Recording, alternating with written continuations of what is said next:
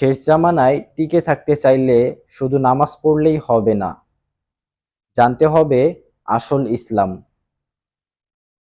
শেষ জামানার সময়টা সবচেয়ে কঠিন হবে। ফিতনা, বিভ্রান্তি আর মিথ্যার ভিড়ে সত্য চেনা কঠিন হয়ে যাবে। তাই একজন মুসলিম হিসাবে আমাদের কিছু নিয়ম অবশ্যই জানা জরুরি। ১. তাওহীদের সঠিক ধারণা। আল্লাহু এক, তার সাথে কাউকে শরিক করা যাবে না, এটাই ইসলামের মূল ভিত্তি। ২.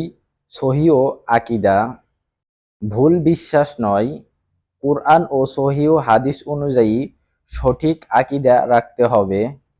৩. ফরজ ইবাদত ঠিক রাখা, নামাজ, রোজা, যাকাত এগুলো অবহেলা করলে শেষ জামানায় টিকে থাকা কঠিন হয়ে যাবে। ৪. হালাল হারাম জানা,